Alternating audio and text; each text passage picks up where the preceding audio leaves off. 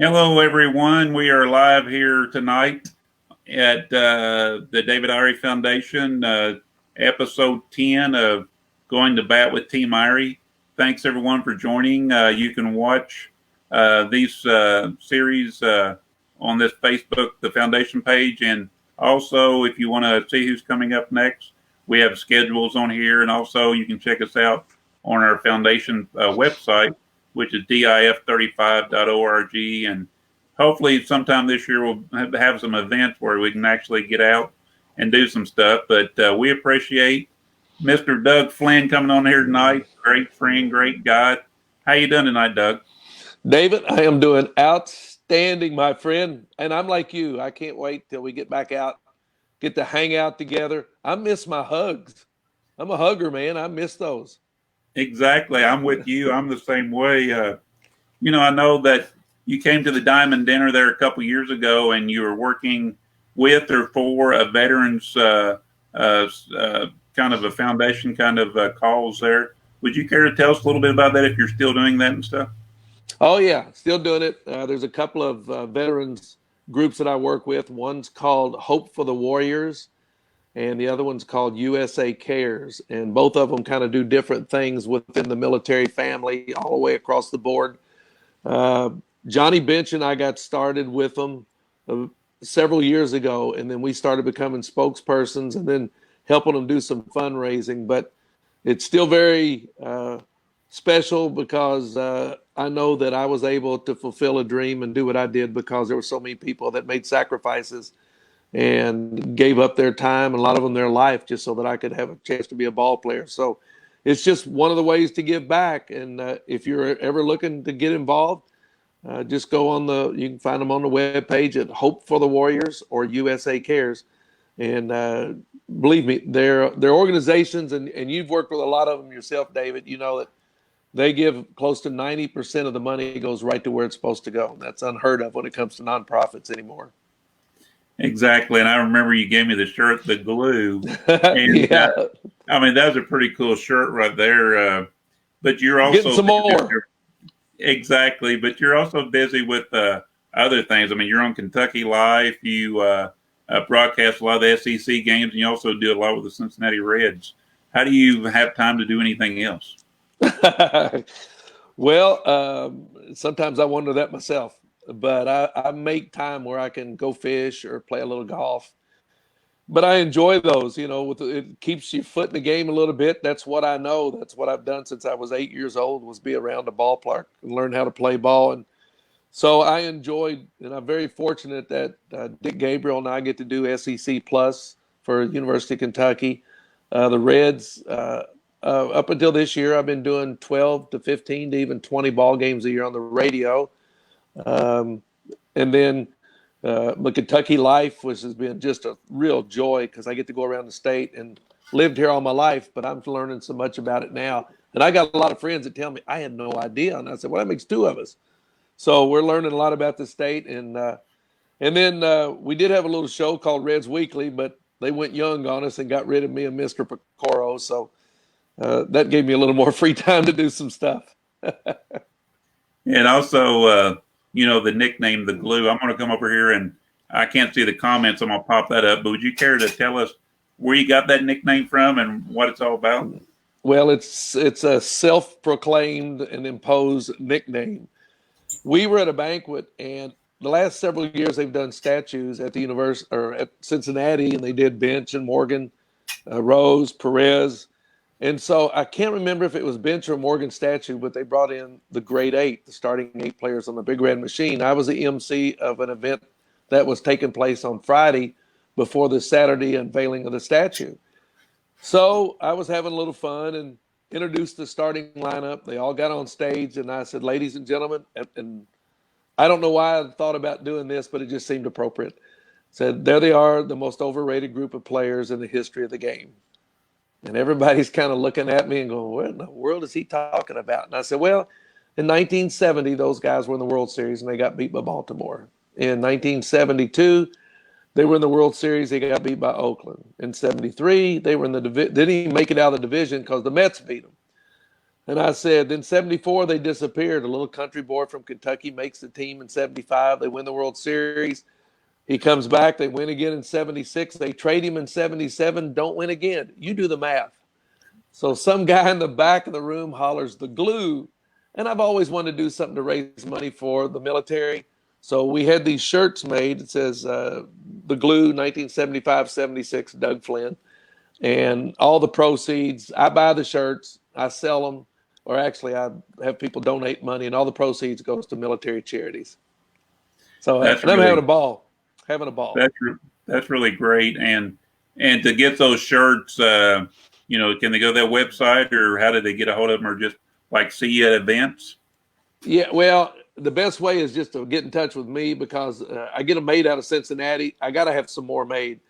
But if they come to me, I know exactly where it's going, where all the money. It's not to say the other place doesn't, but I know when it comes to me, I send them right off to my friend Robin Kelleher, who's with Hope for the Warriors, and they take care of that. So it's just a fun thing to do. Okay, and we've got some people. I don't know if you can see the comments or not, but Courtney Gorman said, on there, Tommy Posey, he's a go Cubs and go Expos, but she's a Cub Scout. So I don't pay too much attention to him. But anyway, we got, of course, Brandon Walker. He's on there and asking all these questions, which, I think he was on there a little earlier.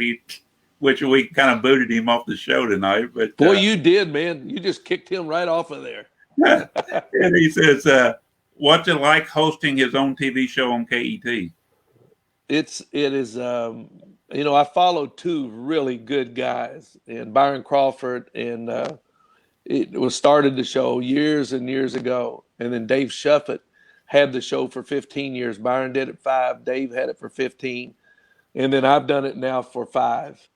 But I followed two really good guys that were very popular, so I kind of watched and learned how they did the show. We all had our own different style, and they were very talented and very well loved by everybody. So when I started, I thought, man, I got some big shoes to fill. But what I found out through broadcasting or TV is just be who you are. People won't, if they want you, they'll know you pretty much who you are. So just be yourself. So I've tried to do that as well as enjoy my trips around the state. And I work with a wonderful crew. Usually there's 7 or 8 of us that go out on a shoot, our sound people, lighting people, producers. It's just a really good bunch of people and telling some awfully good stories about the state of Kentucky. So, yeah, it's kind of cool. I'm enjoying it. And I told them one day, I said, "Are y'all about ready for a younger host?" And they went, "When the audience gets younger, we might look for a younger host." Oh my gosh!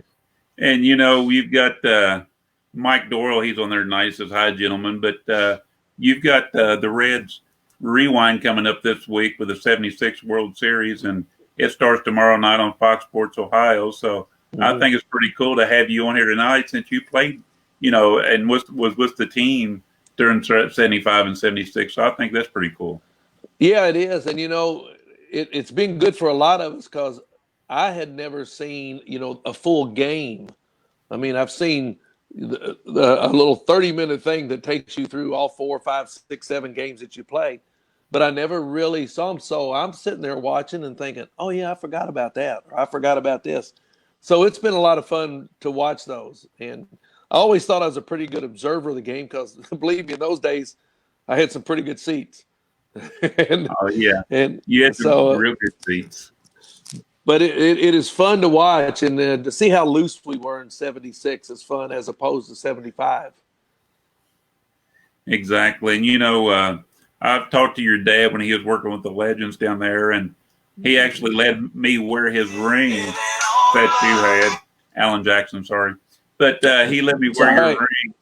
He let me wear your ring or his ring, and, it felt pretty cool to have a World Series ring on my finger. But, your mom and dad both were sports athletes. I mean, your mom, played second base or shortstop or whatever it was, and fast pitch softball. Then your dad, he also played, was it Brooklyn Dodgers minor leagues or something I read about? He was Class C League, I think is what it's called, in Hazard, Kentucky. He played with Johnny Padres, who went on, had a great career with the Dodgers. Dad played basketball at the University of Dayton for 4 years prior to that. He, like everybody back in 1945, when he got out of the service or got out of high school, 44, 45, he joined up and went into the service and spent his time in the service, played some basketball while he was in the service. And their coach was a guy named Tom Blackburn, who ended up being just a great collegiate coach. He came back to the University of Dayton and brought several of the players from the service with him. They actually went, I believe they were on the first NIT team that Dayton ever had. And then went on to play a little baseball. He was always a good baseball player. I remember as a kid, I was, I don't know, 5, 6, watching him play, and I always thought, man, what's he doing playing with all these young guys? And I thought Dad was so old. Well, shoot, he's only 30. So he's right in the prime of his life, and he could compete. He was fast. He had good hands. He could steal bases. He could hit. I took after Mom. I was a good defensive player. Yeah, it's funny because I was down to Whitaker one night, and this before I got to meet you, and I asked your dad, something about getting you to come to Vanceburg in the Classic that we do every year up there, and he said just write him a letter and I'll give it to him. I don't know if you ever got the letter, but we wrote you a letter. I'm trying to think if I got. Well, how did I end up hooking up getting there? Matter of fact, Dickie Webb, Yes. from Yes. which lives in Colorado, he gave me your email address. That's it. That's it. Yep. That's exactly. And what a great event. I missed that. Man, you had a good lineup that night that I was there. I mean, had Tom Browning and Ronnie Oster, Don Gullett, Scoop, Al Oliver, and myself. Who else? It seemed like there was some more there. Yeah, we got last year. We had, we didn't have you there, of course. You were on a cruise. Sorry. So Mike Doyle was asking you this question. He said, "Is there anything else that compares to the World Series?" Well, I think from a sporting event, probably not too much. It's not the most important thing in my life, but it has certainly opened up a lot of doors. Excuse me, a lot of doors for me in business world, speaking, getting invited to a lot of tournaments and things like that. Being a part of, historically one of the better World Series teams of all times is really kind of special. And people will always remember the Big Red Machine. I mean, they were like rock stars. We'd go on a road trip and fans would be ever there. So I just, as a young 24-year-old kid, it was taking all of that in was kind of special. So from a sports perspective, it doesn't get a whole lot bigger than that. Exactly. And, we were talking earlier before we went online, we were talking about, you're living a dream because you married a Philadelphia Eagles cheerleader. And how did you all meet? We met on a blind date. I was playing with the Mets.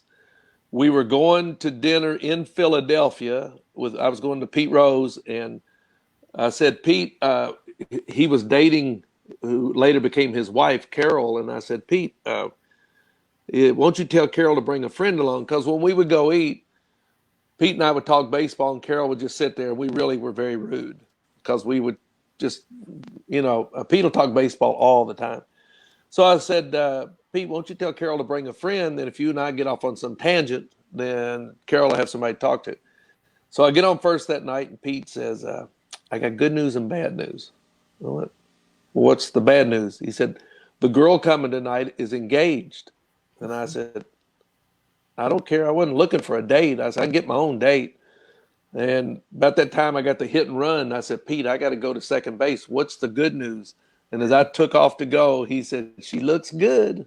And so we went to dinner that night, and then 8 months later got married. And now this past February was 38 years. Wow, congratulations. That's pretty cool. Thank you. Yeah. That's pretty cool. Pretty cool. Yeah. And, most people know you as a baseball player, but you played a little ball at UK too, basketball.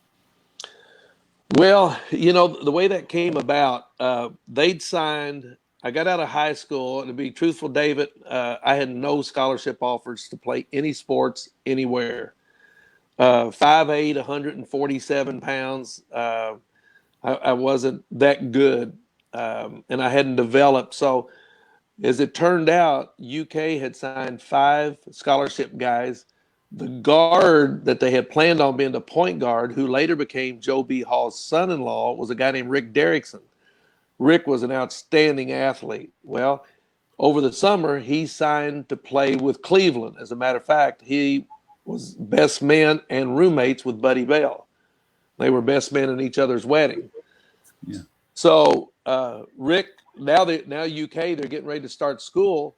I didn't know what I was going to do. They don't have a point guard, so I get a call from Coach Joe Hall. And if you see that fuzzy thing, that's one of my dogs coming in here. So I get it says, Doug, we'd like for you to come over and play with the University of Kentucky. And I thought, all right, this is a joke. Some of my friends are doing this, and I'll play along. As it turned out, it was Coach Hall, and they came over and they gave me what was considered, so if you don't make it in basketball, you can have a baseball scholarship. And so I went there my freshman year. We played scrimmage against the varsity every day. They had Dan Issel, Mike Pratt, Larry Steele. They were ranked number 1 in the nation. They ended up getting beat by Jacksonville. So every day I got to go out and get beat up by the number 1 team in the country. And man, it teaches you how to compete, teaches you how to survive. And Coach Rupp was still there. Joe Hall was our freshman coach. Freshmen could not play varsity. And some of the teammates I had on that team today are still great friends. So it was just a wonderful year. That's great. And also, I heard a little story that you thought one time you were kicked off the team. Where are you getting all this information, David? Hey, I have contacts. I know that. We were playing LSU in Lexington, and I had a really rotten game. And the guy that was guarding me was really funny, but he was getting under my nerves. And we beat him pretty easily because I think we were ranked 5th in the nation as a freshman team.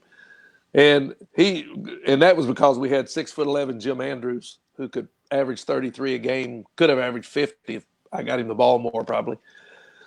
So he kind of embarrassed me. He was talking smack the whole game, but he was funny. He'd say things like, man, when did they start giving jockeys scholarships here to play basketball? Because I was so little.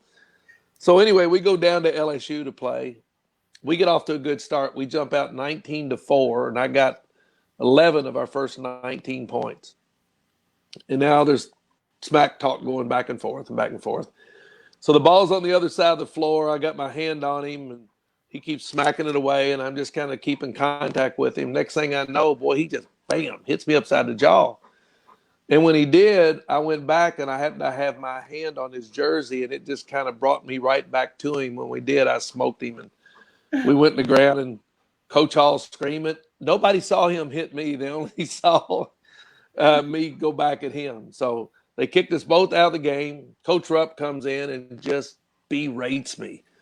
He says, in the history of basketball at the University of Kentucky, no one has ever embarrassed the school like this. You're an embarrassment to this team, to the school, to the state, and your poor mother and father. And I'm thinking, oh, well, I'm gone. I'm gone. So I'm sitting in a room that night. I got a little ice on my jaw, and Dan Issel knocks on the door, and I open it up. It's him and his wife, Sherry. He says, how you doing? I said, I'm all right. I said, I guess I probably lost my scholarship, huh? And he went, Lord, no. He said, before we went out on the floor, Coach Rupp looked at us and he says, well, I know one thing. Some of you boys are not playing as hard as you can. And if that's the way it's going to be, by golly, I got a little freshman that'll fight anybody. And he kind of used that to motivate a little bit. So it was kind of fun. But I learned a good lesson, though, David. I learned a lesson because when I got kicked out of the game, we didn't have anybody to bring the ball up the floor. And because I was basically the ball handler on the team and the assist guy. And Issel came into the room and he says, let me just tell you something. He said, you got really selfish tonight. And I said, really? He said, yeah. He said, you hurt the team. Over your pride, you hurt the team. He said, watch how many cheap shots I take in the course of a game because they know if they get me out of the game or get me rattled, they got a chance to beat us. And I can honestly say that there were nights where I was out at second base in a tie ball game or a close game in the big leagues, and I'd smack the tag on somebody and they'd go safe, and I would disagree and want to get thrown out. And then I start thinking, well, I might be able, if I stay in here, maybe I can make the next play that'll save the run instead. So it was a good learning lesson for me. But yeah, it's yeah. Some of the fans that traveled with us all the time bought me these little boxing gloves and gave them to me. I mean, that's really a great story. And Doug, I mean, you played football, you played basketball, you played baseball, you played all three. Yeah, and very mediocre at all of them. Hey, you made it, so it's not too bad. Also, what people don't know about you, which is also another good story, is you used to sing country music with the Oak Ridge Boys. Well, that kind of got blown out of whack a little bit too. But let's set the story straight tonight, you and me. Okay. I had met them in the mid '70s through Johnny Bench because he knew everybody, and Johnny loves country music. So we took a trip to Vegas and during the off season, and he introduced me to the Oak Ridge Boys. So when they would come around like the spring training or wherever the Strawberry Festival in Florida or someplace during spring training, I'd go see them, and so I stayed in touch with them. So 1980, we go on strike, and the Oaks called me up and said, "Hey, you want to go out on the road for a few days?" And I went, "Yeah." Now this had nothing to do with me going out singing. So we go on a couple of trips, and I can't remember where we were. We were someplace one night, and they had a little something where a guitar string or something broke, and they said, "Ladies and gentlemen," said, "we got a friend on the road with us. He's a two-time World Series champion." He says he just won the Gold Glove Award because the strike was '81. I won the Gold Glove in '80. He said, "So well, we got Doug Flynn." So I stick my head out from behind the curtain and, "Hey, how you doing?" And Joe Bonzo says, "Come on out here a minute." And I think what they wanted to do is really kind of embarrass me a little bit and have some fun with me. So he said, "You want to sing one? Wouldn't you all like to see Doug sing a song?" So they're not going to say no.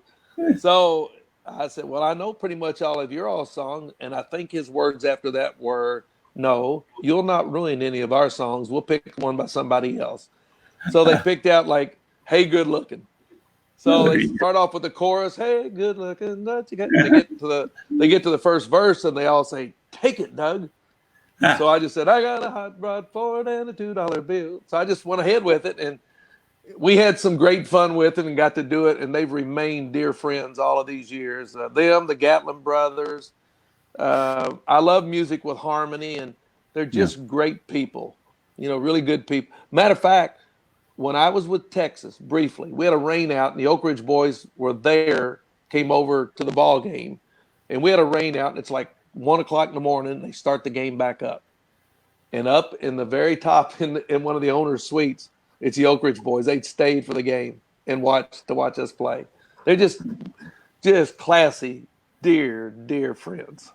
Exactly. And we've got people in here asking questions. Bob Irie, my uncle, he said, Doug, scariest pitcher you ever faced, was it Ryan Duran? It looks like he said. How old does he think I am? Oh my God. No, tell him it was Cy Young. There you go. Bob, I'm not as old. I know who Ryan Duran was, and he was wild. But the one that probably put as much fear until you come to the plate, there were two. One was Nolan Ryan, and the other was a guy named J.R. Richard, who played with Houston. And J.R., he had a stroke at 30, but boy, he was 6'8", 260 pounds, and just threw hard and was intimidating. Nolan Ryan was intimidating. Yeah. There's a lot of guys that were really good, but he was really intimidating. Yeah, Nolan Ryan was always one of my favorites. I used to love to watch him pitch. And matter of fact, he sent me an autographed baseball one time, so I've got his autograph. Never met him, but man, I just love to watch him pitch. Oh, he was good. He was through. I tell you who I love to watch pitch. I ended up being traded for him, but Tom Seaver, Yes. because he was a clinician out there on the mound. He threw good. He just had good stuff, and watching him work was you realize I'm watching a real professional. This Yes, guy's tough. He's so good. exactly. We've got John Holder on here tonight. Says David Ari, hard hitting questions tonight. Love it. Lucky enough to grow up loving the Big Red Machine, Mr. Flynn. Thanks for all the great memories, great stories. Oh, thank you very much. I often think that I need to write a book because, I've been very blessed just to have so many cool things happen. And as I get older, my memory is not getting as old. And so I'm thinking of putting it all down before I forget about it. So I'm seriously thinking about doing that, sitting with some friends and saying, all right, you were there, I was there. Here's what I remember. What do you remember about this? And then, so I don't know. I said if I did it, the name of the book was going to be "And the Rest of the Team," There because we know you all about go. the Big Red Machine, the Grade Eight, and a few. Yeah, But what about the rest of the guys? What were we thinking during all that stuff? that's true. And that's why I like picking your brain there. And if you do get a book wrote, I will buy a copy. I guarantee you that. Wait, if I ever do a book, I'll give you one free. How's Oh, I appreciate that, that? Doug. I really do. I appreciate that. And If I somebody, do, Courtney if I Gorman if I said, do, it'll be maybe for another military charity or something, or yep, maybe for one of the Christian charities that I represent. exactly. And we got Courtney Gorman said, is there anything Doug can't do? Wow, awesome story. No, I can do a lot. I just can't do a lot of good. Oh, there you go. And then we talked about this earlier. When you made it to the Reds, didn't you and a bunch of friends just jump in a car and go up there and try out? And it's like, wow. I was going to college in Somerset, my second year of college, and we had been over to Richmond. I was kind of the designated driver for a few of my friends. It was 1970, and I had a 1961 Corvair. So putting 5 people in that didn't leave you a whole lot of room. And we went over and saw, I think we went that night to see Exile play, except they were called the Exiles at the time. And we got back home, I don't know, 1, 2 o'clock in the morning. 8 o'clock the next morning, which was a Saturday, my door was being banged on. I go, it's my buddies. They said, come on, we're all going to try out for the Cincinnati Reds. And I went, what are you talking about? They said, well, they got a tryout over here at this little field behind one of the elementary schools. And we just think we're going to go try out. And I went, all right, let's go. So we get over there, and anybody got a glove or a pair of shoes? Because all my stuff was in Lexington. And that's 75 miles away from Somerset. So one of the guys had a glove and a pair of shoes, and they said, Doug, why don't you try out first? So I went and tried out, and a pair of shorts and a tank top. And the scout, Chet Montgomery, says, you're not real serious about this, are you? And I went, well, those guys kind of dared me to come out here and do this. And he said, what if I thought that you had some talent? And I'd say, well, I don't know that I could believe that, because if I had talent, my dad knows a lot of people, but nobody's ever told me that they thought I had much as far as moving to a higher level. He said, I want to see you again in Frankfort, Kentucky in 2 weeks. I said, all right. So I went to Frankfort, tried out again. 2 weeks later, I get a call. They want me to come to Riverfront Stadium. So I go to Riverfront, try out again. Then I get a call, and they say, Doug, we want to come down to Lexington and see you one more time. Now, at this point in time, I'm thinking, all right, I'm either so bad, and they're filming this, and they're taking it back and showing it at their office parties going, hey, guys, this clown thinks he can be a pro ball player. Or maybe there's something there, and it's – so anyway, but Chet Montgomery came down. He worked me out one more time, and he said, you know what? We're going to give you $2,500 and give you an opportunity to go play some professional baseball. And I was thrilled to death. Thrilled to death. 3 years That's a, later, I was in the big leagues. yeah, that's a cool story. When you made it to the big leagues, do you remember your first home run and who it was against? Oh, yeah. Oh, yeah. Because I didn't hit very many. I mean, I weighed 165. I was talking to somebody today about that. I said, go look up and down a major league roster and how many guys on the team weigh 165 or 160 like we did. And there's not many today. These guys are thick and strong and pretty talented. But yeah, my first one came 75 is off of Tom Hall. Came back from Montreal. I think our record was like 20 wins and 21 losses in 75. Seaver started the game for the Mets. We jumped out 8-4, and I don't know how I ended up in the game, but I came in to bunt. We had 2 runners on, and I came in to bunt. The count went to 3-1, and Alex Gramis went through the signs again. No bunt sign. So I stepped out because I think, all right, I must have missed it. So I looked back down, gave him a sign. He went back through the signs again.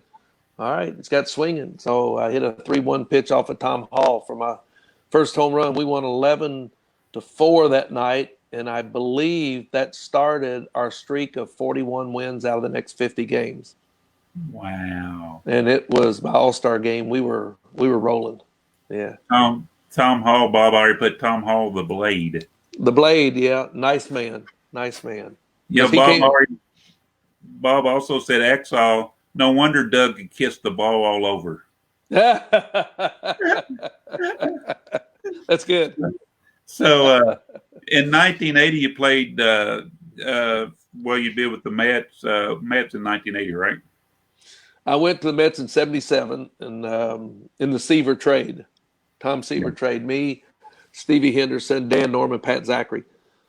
And so I was there '77. We came over, and then I was there until the winter of '81.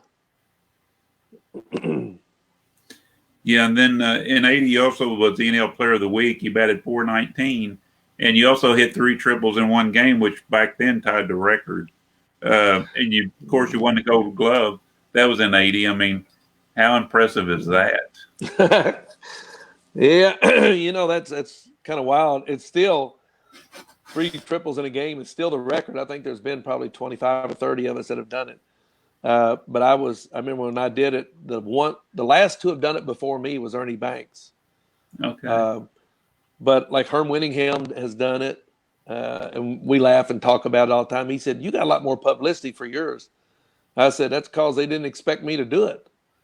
But almost, and then I got up the 4th time, and Gary Carter was catching. He said, Dougie, nobody's ever hit 4 triples in a game. And they had a big lead on us, and, man, they threw me a fastball right there. And I hit the nicest double play ball you ever saw. Oh, my gosh.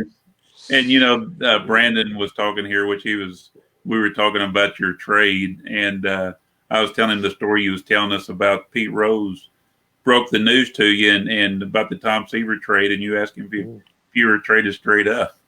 Yeah, he did. He heard it. It was announced during the game. Pete was playing third. He came in, sat down beside me at the dugout, and patted me on the leg, and I said, I'm gone, aren't I? And he went, yeah. I said, where am I going? He said, New York. I said, which one?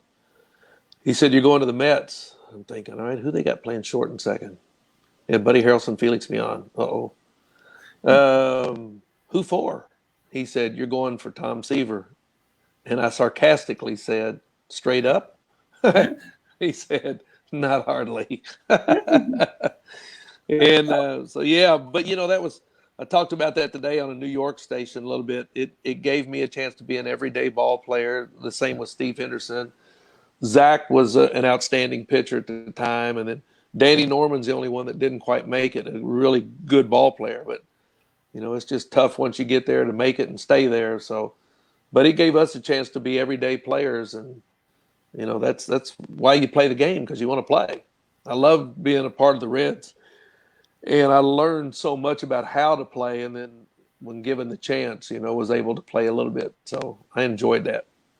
Did your playing time increase a lot when you went to New York? When I got there in '77, I was playing 3 different positions. Joe Torre was the player manager. And then I didn't have that good a year. It was also a year that my sister had disappeared, and I was fighting through asking questions about that and dealing with that at nights. And it just wasn't a really good year, and my head just wasn't quite on together. So the next year, Joe Torre just came to me and he said, all right, here's the deal. You're my second baseman. And so '78, I ended up being the runner-up for a Gold Glove, finished second. '79, had one of the best defensive years I've ever had. I think I led the league in 7 different defensive categories, finished second again, and then won it in '80, and then '81 was a runner-up again. So, I was I was close a few times, and my defense started getting me some recognition.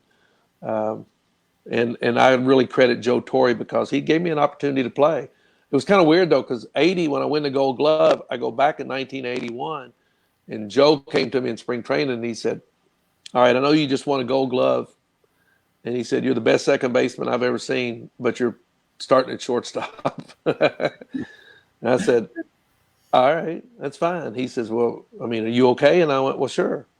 He said, "We got a young phenom. They want him to play second, and we're going to give him a shot. So you're going to start the season at short." And I went, "Joe, that's fine. I'll see if I can win a Gold Glove at short." So I love Joe. He was really good. And if you couldn't play for Joe, you couldn't play for anybody. And I love the part that you and Al Oliver came to the Diamond Dinner, and you actually was in Montreal, played for the Expos when Al did when he won the batting title up there. Shoot, I tell you what, he could win a batting title now. Probably. Good night, could he hit? He's the best, just the best pure hitter. I never saw a guy hit the ball hard that many times that consistently. I mean, if he was up 5 times, he's going to hit it hard 4. If he's up 4 times, he's going to hit it 3 hard or 4. He just hit it. I think he's a Hall of Famer. I really, and you got 2,800 hits, and I think if you're one of the best players of your era when you played, people know that, and he proved that. Let's quit going to looking at the numbers, because you can skew those numbers any way you want to.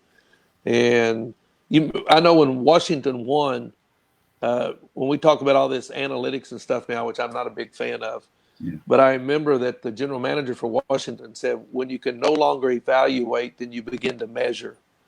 Yeah. So if you can't look at Al Oliver and look at what he did and tell that he's not a Hall of Famer, you got to go to the record books and look at all that stuff. There's something wrong with you, my opinion. Yeah, 18 seasons, 303 batting average. I mean, it's crazy his numbers he put up. Is that what he was? A lifetime 303? Yeah, sure was. Wow. Yeah. Yeah, and he had like 2,874 hits or something like that. Yeah. See, I mean, that's Hall of Famer, period. Yeah, exactly. But Al, and you and I both know him, wonderful man, a preacher. He wasn't the kind of guy that went out there and tooted his own horn. And playing in Pittsburgh was probably a little playing in the shadows of people like Clemente and Stargell. But shoot, he hit third in the lineup. When it didn't matter who was there, he's going to hit third in the lineup, and he's going to hit 300. So to me, in the 70s and 80s, there wasn't anybody better than Al Oliver swinging the bat. No, and me and Al, we've been friends ever since I suffered my injury, came to the hospital a few days after I broke my neck, and he said it was divine intervention, and we've been friends ever since. Yeah, I know you got a tight bond, buddy. I saw that night I was up there, and that was a special night. You got a lot of good friends, my friend. Yeah, and you're one of them. So I'm just honored. You. I'm honored and humbled to have you as a friend. Well, I just got on board a little bit later than the other guys did, but I'm on board now. Yeah, I appreciate that. And one of the questions I was going to ask you, pros and cons, how the game has changed since you played. A lot of I think first and foremost that's had the biggest impact is money. When I got out of the game in '85, I think the average was like 286,000 or something like that. And the average now is 4.4 million. My first year in '75, the minimum salary was 16,000. The minimum now 600,000. So that's really changed a lot. It's changed a lot of the way players react. There's so many things that have changed. The coddling of the players now. I mean, we used to have to go to spring training, and you better go in shape. Now they bring them in 2 weeks before spring training even starts to get guys in shape and feed them and put them up. I mean, everything that they want to do, they got somebody there now telling them how to do it, where to do it. It's just, and maybe that's a good thing. I don't know. It's just that's how the game is different. One of the biggest things is at spring training for lunch, we would have watered down soup, watered down Gatorade, if you're lucky, a piece of celery or maybe a piece of fruit. They got full-blown kitchens now, so they got gourmet cooks that fix them breakfast, lunch, dinner at the ballpark. It's just really sweet. And I say that pretty jealous, I think, because it is such a good deal for them now. But the game is changing too, in that there's no shame to strike out. You don't see any small ball. You don't see like hit and run. You don't see hitting behind runners. Bunting is a lost art. It's power pitching now. Give me 3 innings of throwing it 1,000 miles an hour, and then we'll get somebody else to come throw it 1,000 miles an hour. So yeah, there's a lot. The replay has slowed it up a little bit. The strike zone, they're thinking of going to that automated strike zone. They're going to do it in the minor leagues this year. If they start doing that in the big leagues, you can kiss it goodbye. I mean, part of our game was the arguments. They've taken the manager totally out of the game now, because the manager, I mean, what would Casey Stengel, Lou Piniella, Billy Martin, Earl Weaver, arguments with the umpires are where a lot of people came to the game. Not now. You walk up to the top step, you look back, okay, never mind. And I think they've taken personality out of the game. The fans love the kids and the players with personality, and they like to be around them. Now they've insulated the players so much, you don't have that interaction with the fans. And to me, that's the part that will remain special always. Yeah, I talked to Greg Gibson the other night. He was on here, and which before the show came on, I was asking him about the automated umpires, robots, and everything they called it. He said he doesn't know what it'll go to. He said that's above his pay scale. But he was one of the first. Well, as a matter of fact, his game was the first game when he was behind the plate that they started using instant replay. It was one of his games was the first time they used it. Wow.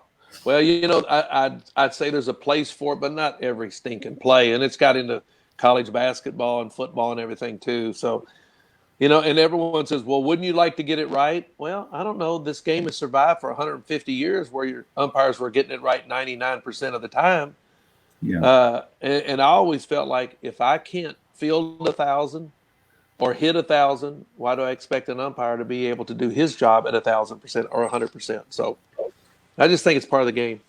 That's true. And my uncle asked earlier, and I know we talked a little bit about this. Did you ever hear of quick run softball? And you was asking me where you played at and stuff. And I know you played a little softball.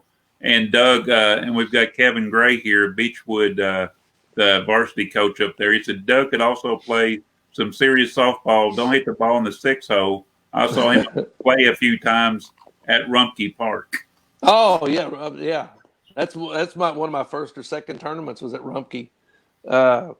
They had some good teams. I stay in touch with some of the guys from up in that area now. But they had some really good softball teams. I had made a promise with a friend of mine. He had a softball team that I was playing with. I was 19 years old and about to turn 20. I said, look, I got a chance to go play a little pro ball. I probably won't be gone very long. He pulled out a matchbook and he says, all right, sign this matchbook. It says, when my baseball career is over, I will come play softball for Tommy Brooks. And so, hey, Jackson. So I didn't know I was going to be gone for 14 years.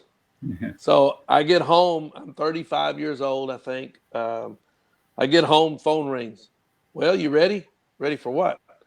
Ready to come play softball. I went, yeah, I think I'd like to play. I didn't realize how much the game had changed since I'd been gone. When I left, you had a couple of guys on the team hit a home run. When I came back, you had some monsters. You had big athletes playing the game of softball. You had guys that could catch it, throw it, run, hit for power, base hit it. So he said, well, we're having a tryout here on Sunday. And I went, wait a minute. I got 11 years in the big leagues, and I got to come try out for a slow pitch softball team? And he said, well, the game has changed. And so I hooked up the little team called Star Path in 1986, and I was learning the game. 1987, we win the ASA Major. 88, win the ASA Super. Got to go to the Summer Olympic Festival in 89, won a gold medal out there for playing.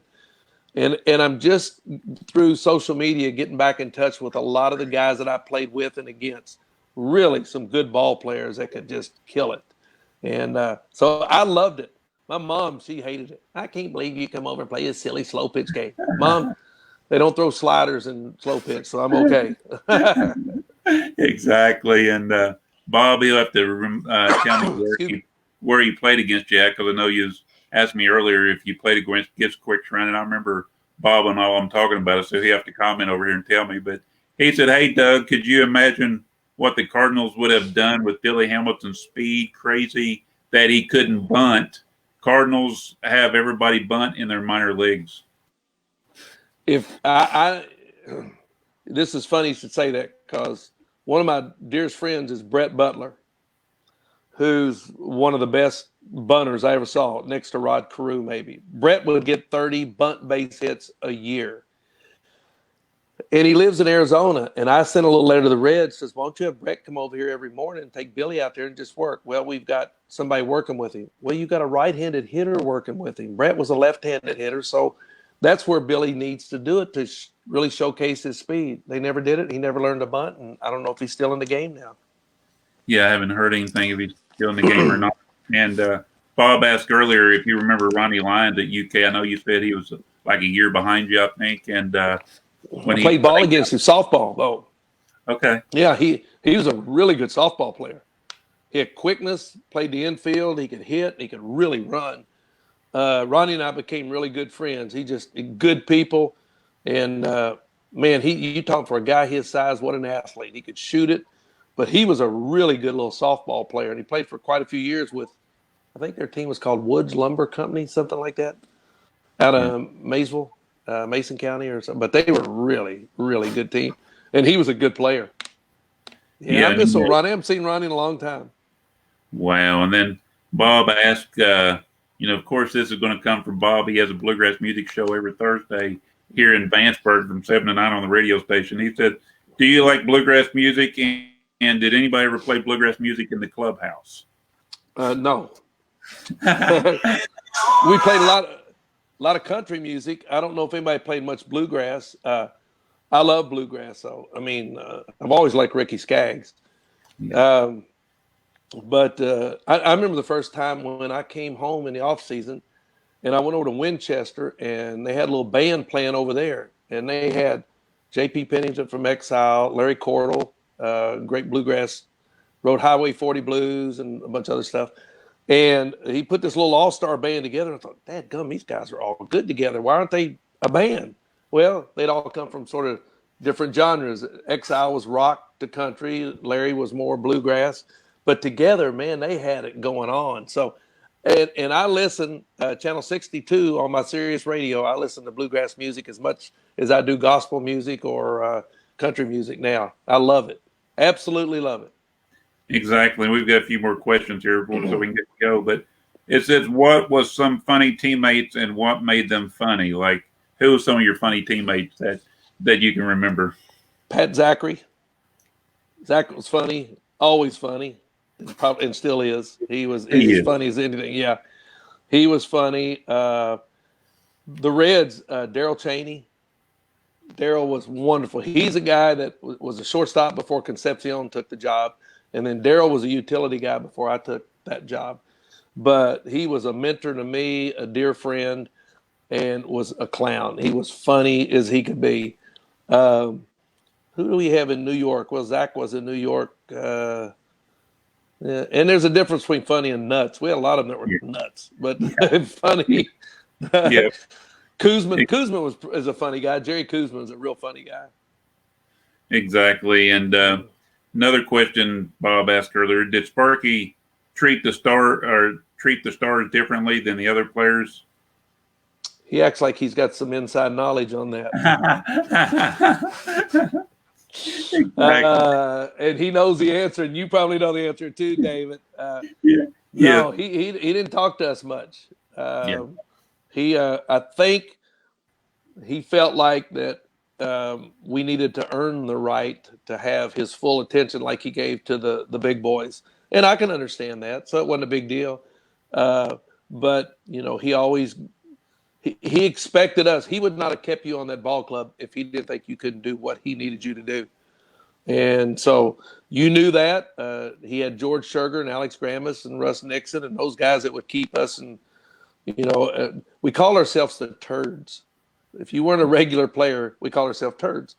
I think Scherger nicknamed us. Well, we took that as a compliment, and we were proud of it. And that was Bill Plummer and Cheney and Terry Crowley, Merv Retman, myself, and so even George Foster before he got in the game was one. But yeah, it was he treated those guys probably a little bit better than us. Okay, here's a few people right here. Larry Brett said, I remember Doug Flynn playing softball in Millersburg. Mike Yeah. Long said, great baseball talk, guys. With the salary situation being discussed, do you think MLB will be back on by July 4th? I know they're discussing that now. Yes, I think they will. I think it's going to be curious to see if the players will do it. I think they got the TV stuff. The TV can withstand them for so much. It'll just be if the Players Association is trying to get that revenue sharing. But I think they'd be, if the owners are ready to play, I think the players would be committing suicide if they did not play, because people are waiting, starving. They're going to be watching the games. They don't care if there's 1 or 1,000,000 people in the seats. They want some baseball. If you take the whole year off, I'm just afraid what that's going to do for next year, especially if another sport starts up first. So say football starts up and then basketball goes, and you haven't had baseball all year, you're going to lose a lot of fans. Yeah, I was just telling somebody the other day, Doug, that NASCAR is going to gain a lot of fans here in the next few weeks because they haven't seen anything all year. Everybody's going to be watching NASCAR now. Yeah, as long as they don't watch soccer. Oh, no, I couldn't understand that anyway. But Bob Irie says, quickest release from shortstop by Ronnie Lyons. Wood Lumber is from Maysville. We had 3 teams win Kentucky State 3 years in a row. Open and A class, Woods Lumber, Dover, and Quicks Run. They beat us. Right before I signed, we played in the city. It was some kind of city tournament here in the finals. I was playing a team called Pizza Hut.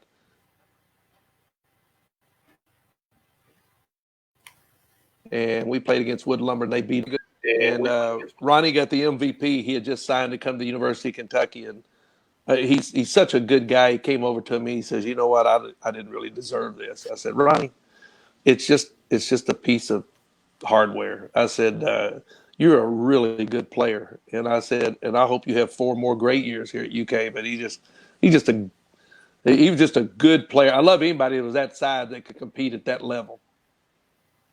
Exactly. And here's some little quick questions right here. I watched it the other night. Jim Day, he was interviewing Joey Votto and Jankowski and different ones there, and it was kind of interesting. What was your first car?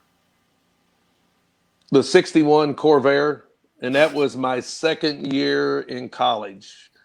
I was in 1970, and I got it from my uncle for $200. Yeah, and Larry Bailey said, I'm late on here. Did he tell the Coach Rupp story? Yes, we already went over that, Larry. You missed it, but you have to watch it later. And then favorite uniform, which I will tell you, I always loved the Expos uniforms. You like that powder blue one? Yeah, it's pretty cool. I've got one. I think I got 2 of them. Yeah, they are pretty cool. You know, and you look at the uniforms that we wore; they were all tight, fit, form-fitting, and everything. I'm glad I didn't play in the baggy pants era. Yeah, I don't like that. Exactly, and we talked about bluegrass earlier. Favorite bluegrass band or singer?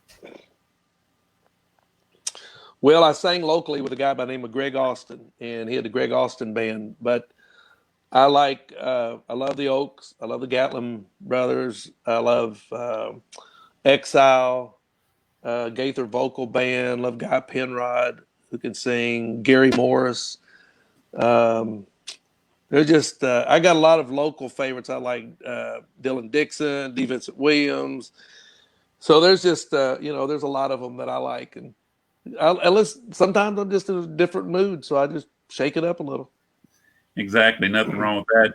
Bob said Ronnie Lyons was drafted by the Mets, but went to play basketball at UK instead. Yeah. That doesn't surprise me because he was a good player. Exactly, and last question when it comes to this is, who is your favorite player besides yourself? I was not my favorite player. Probably Pete, I think. Just the way he approached the game. I've never seen anybody with that much confidence. But he brought that out in everybody that he played with too. I mean, he had time to help you with your game.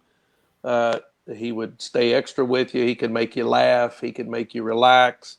He could make you go through a wall, whatever it needed. But, you see a guy that he didn't run great. He didn't throw great. But golly, 4,256 hits. And I mean, the first time I ever saw him play, I was sitting next to him, first time as a Red in a spring training game. He goes up, he looks at 3 pitches, doesn't even swing the bat. He sits down beside me. He said, I hope I don't hit this ball right at this guy next time up, because if I do, I might kill him. And I'm thinking, wait a minute, you just looked at 3 pitches, and now you're talking smack about. Sure enough, guy was in the game. Pete gets up in the 3rd inning, and the guy throws a pitch, and by the time it seemed like the ball got there, Pete hits a line drive, hits him off the back of the neck. And he's over on first base, and he's going, well, I told you. And I thought, I maybe ought to think about going back to school. There you go. I met Pete down to which we had the diary day down there the same day as Pete Rose Day, and I picked it a year earlier, and it fell on the same day, so I got to meet Pete down there. Took a picture with him, and Pete got behind me, started rubbing my shoulders, and he said, "That'll be $50." So I guarantee anything he's doing, he's going to make $1 on. Oh, I guarantee you that. So hopefully we can have the Diamond Dinner this year. I know we usually have it the second week in November, and you're not going to be on a cruise this year, but we'll just have to see if the state opens up and how long baseball lasts. But they were asking if you was going to be up there this year, so that's the reason I thought I'd throw it out there. I'll be there if you're having it. Last year we did the Reds cruise is what it was. And the Reds do a cruise every year. This year they moved it to like August, and they're going to do it on the East Coast within the states. They take about 150 fans and several of us former players that go, and it's really pretty cool. It's very cool, actually. But this year it's going to be earlier, and so I ought to be good. Remember last time I was there, getting ready to leave, and start snowing. I drove back home, had that snow up there. You didn't tell me y'all had snow in Vanceburg. Yeah, it's kind of funny because Charlie Frank, which he drove Tom Browning and Ron Oster back, and he said it was like in a Star Wars movie driving back to Cincinnati. He said there's just like meteors coming at him. Yeah, and that road that I don't know if they had roads similar to mine going back to Lexington, but there's a lot of little turnoffs going that way. I know when you came up here, the road you took coming up here, you said you saw something like 10 deer and 20 turkey. Yeah. Oh, yeah. Yeah. I did. Yeah. So, hopefully we can have that this year. Hopefully, we can get everything together and get you up here and all that. Tomorrow night, I was going to tell you, we'll have Larry Bailey on here. He wrote a book with Pete Rose. So we're going to have him on here tomorrow night. So. Oh, that'll be, well, you're going to get plenty of good stories tomorrow then. Exactly. But hey, Doug, I appreciate you being on here. Appreciate you taking your time. Appreciate you helping us out, being with the foundation. And, we're going to work on, if you don't care, I haven't been able to do much this year because of everything shut down. But if you don't care, we'd like to make you an honorary member of the foundation. Oh, that's cool. Well, absolutely. I'm truly honored, David. You know that. Thank you, buddy. No that's problem. Awesome. Thanks for being on there. And when we get the paperwork together where I can actually see you, I'm hoping to do that at the Diamond Dinner. So I just want to make sure you wanted to be on board like that. Hey, well, at the Diamond Dinner, I'm going to have a bunch of T-shirts, and any of them we can get rid of, we'll give it back to the foundation. How's that? Hey, that sounds good. I appreciate it, and I appreciate everything you do. You're a good guy. And I will tell you this real quick. When I was at Reds Fest this year, and I don't know if anybody knows this story, but I was in the back. I was coming up to the front, and I was just watching so I didn't run over everybody upstairs. And this guy just all of a sudden stepped in front of me, so I tried to go around him again. And then he stepped in front of me again. I looked up, and it was Doug Flynn. It's like, oh, my God, Doug's here. Yeah, I saw you. I knew you didn't see me, and I think, good Lord, he's going to run over me or somebody. So that was great to see you there, Doug, and appreciate everything you do. And I'm glad we're friends, and thanks for everything you do for us and everybody else. Back at you, my friend. I look forward to any time we can get together. And you guys stay safe up there with all this mess going around. All right, you do the same, Doug, and take care, and we'll talk to you soon. All right, buddy. See you, David. All right, thanks.